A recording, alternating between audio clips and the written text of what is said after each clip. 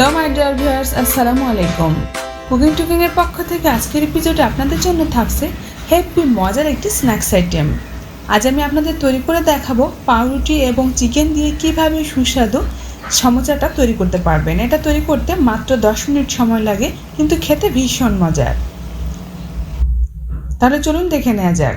এজন্য এখানে নিয়ে নিয়েছি একটা সিদ্ধ আলু, একটা বড় সাইজের সিদ্ধ আলু নিয়ে ভেজিটেবল গ্রেটারের সাহায্যে ছোট ছোট করে গ্রেট করে নিচ্ছি। চাইলে কিন্তু ভর্তা করে নেওয়া যাবে, তবে একটু মিহি করে ভর্তা করতে হবে যেন ভেতরে দলাভাব না থাকে। খুব সুন্দর করে এটা আমি গ্রেট করে নিয়েছি। এবার আমি অন্যান্য মিশ্রণ এর সাথে অ্যাড করব। এখানে নিয়ে নিয়েছি পাউরুটি, এখানে 2-3টা মিডিয়াম সাইজের পাউরুটি এরকম টুকরো টুকরো করে নিয়েছি। পাউরুটিগুলো আমি গুঁড়া করে নিব। ব্লেন্ডারে জারে উঠিয়ে পাউরুটি ভালো মতো গুঁড়া করে নিয়েছি এরকম করে। চাইলে কিন্তু গুঁড়া না করে ভিজিয়ে নেওয়া যাবে, ভিজিয়ে চিপে নেওয়া যাবে, তো গুঁড়া করলে সুবিধা হয়, এজন্য আমি গুঁড়া করে নিয়েছি। আলু ভর্তার সাথে পাউরুটির গুঁড়াটুকু সবটুকু অ্যাড করে দিচ্ছি। এর মধ্যে দিয়ে দিচ্ছি 1/2 কাপ পরিমাণ ময়দা। এখানে পেঁয়াজ এবং মরিচ দিয়েছি, স্বাদ মতো মরিচ কুচি এবং 2টা পেঁয়াজ ছোট ছোট করে কুচি করে নিয়েছি।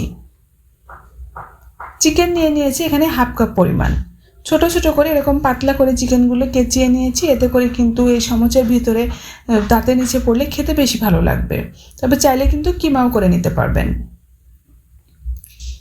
এখানে দিয়ে দিলাম 1 চা চামচ পরিমাণ জিরা বাটা আর 1 টেবিল চামচ পরিমাণ আদা ও রসুন বাটা। আমি যেহেতু এখানে চিকেন ব্যবহার করছি, তাই আদা রসুন ও জিরা বাটাটা দিলে খেতে কিন্তু খুবই ভালো লাগবে। এখানে নিয়ে নিয়েছি চাট মশলা, শুকনো মরিচের গুঁড়া, লবণ এবং হলুদ, প্রত্যেকটাই প্রয়োজন মতো নিয়ে নিয়েছি। এবার সবগুলো শুকনো উপকরণ এর সাথে দিয়ে দিলাম, দিয়ে ভালো মতো মিশিয়ে নিব। হাত দিয়ে ভালো মতো ডলে ডলে প্রথমে চিকেনের সাথে মাখিয়ে নেব, তারপরে আমি ময়দার সাথে অ্যাড করব। চিকেনটা কিন্তু আলাদা করে আমি ম্যারিনেশন করিনি, কারণ এটা মশলাটা আগে চিকেনের সাথে খুব ভালো মতো মাখিয়ে নিই, তারপরে পুরো ময়দার মিশ্রণের সাথে ডলে ডলে মাখিয়ে নিব। এখানে কিন্তু এক্সট্রা কোনো পানি ব্যবহার করব না, কারণ আলু ভর্তা এবং চিকেন থেকে যে পানিটা বের হবে এটাতেই কিন্তু এটা খুব ভালো মতো মাখা হয়ে যাবে। এরকম আঠালো করে মিশ্রণটা তৈরি করে নিয়েছি, দেখে নিশ্চয়ই বুঝতে পারছেন। যদি মনে হয় এটা নরম হয়ে গেছে, তাহলে আরও কিছুটা ময়দা ব্যবহার করে একটু শক্ত করে নিতে হবে ডোটা। বোর্ডের উপরে কিছুটা তেল ছড়িয়ে নিয়ে তারপরে আমি এই মিশ্রণটা নিয়ে নিলাম, নিয়ে আমি সমোসাগুলো শেপ দিয়ে দিব।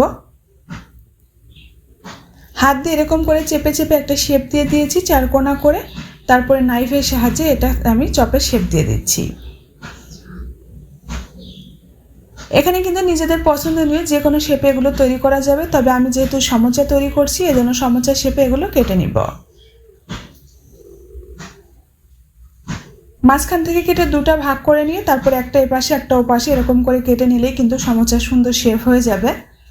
একটা মাথা মোটা একটা মাথা চিকন এরকম করে ধরলে কিন্তু এরকম শেপে সমোসাগুলো কাটা সম্ভব।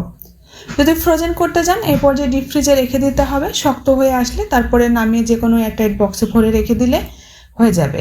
জাস্ট ভাজার সময় তেলে ভেজে নিলেই চলবে। আমি আজকে সবগুলো তেলে ভেজে দেখাবো।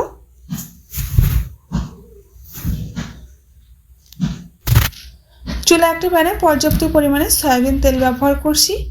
যে কোনো স্ন্যাক্স আইটেম ভাজার ক্ষেত্রে কিন্তু সয়াবিন তেলটাই বেটার। সয়াবিন তেলে ভাজলে কিন্তু টেস্টটা বেশি ভালো আসে।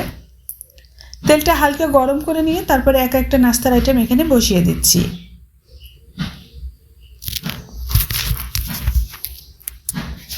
প্রত্যেকটা সমোসা দেখে নিশ্চয়ই বুঝতে পারছেন কি সুন্দর শেপে কাটা হয়েছে। আমি কিন্তু নাইফ দিয়ে কেটে নিয়েছি, চাইলে কিন্তু হাত দিয়ে ওগুলো তৈরি করা যাবে। এবার চুলার আঁচ মিডিয়াম টু লোতে রেখে নেড়ে চেড়ে সমোসাগুলো ভেজে নিব। মাঝে মধ্যে উল্টে পাল্টে দিতে হবে, যাতে করে কোনো সাইডে বেশি কোনো সাইডে কম না হয়, এটা একটু খেয়াল রাখতে হবে। এগুলো কিন্তু একেবারে মচমচে করে ভাজতে হবে, তাহলে উপর থেকে যতটা ক্রিস্পি হবে ভেতর পর্যন্ত কিন্তু একদম ভালো মতো কুক হয়ে যাবে। আর আমি যে চিকেনের টুকরাগুলো নিয়েছিলাম এগুলো কিন্তু একেবারে পাতলা করে কাটা, এজন্য এটা সিদ্ধ করার আলাদা করে কোনো দরকার নেই। তেলের মধ্যেই খুব ভালো মতো ভাজা ভাজা হয়ে যাবে। প্রায় লালচে কালার হয়ে এসেছে এবং এগুলো হয়ে আসার সময় হয়ে গেছে। আমি প্রায় 4-5 মিনিট ধরে এগুলো সুন্দর করে ভেজে নিয়ে উঠিয়ে নিলাম। এগুলো কিন্তু বিকালের আড্ডায় যে কোনো চায়ের সাথে কিংবা এমনিতেও কিন্তু ভীষণ মজা লাগে। যে কোনো মেহমান আসলে আপনি মেহমানদারিতে এটা তৈরি করে দিতে পারেন, সবাই অবাক হয়ে যাবে এবং কেউ খেয়ে বুঝতেই পারবেন এটা আপনি কী দিয়ে তৈরি করেছেন। ভিউয়ার্স, তাহলে বাসায় ট্রাই করে দেখতে পারেন। আশা করছি আপনাদের সবার কাছে অনেক ভালো লাগবে। এটা কিন্তু অনেক ক্রিস্পি আর ভেতরটা একদম সফট। মাশাআল্লাহ, দেখে নিশ্চয়ই বুঝতে পারছেন এটা কতটা ক্রিস্পি হয়েছে। এটা কিন্তু অনেকটা সময় পর্যন্ত এরকম ক্রিস্পিনেসটা বজায় রাখে, কারণ এটা খুব সুন্দর করে ভেজে নিয়েছি। আজকের মধ্যে এখানে বিদায় নিচ্ছি। আল্লাহ হাফেজ।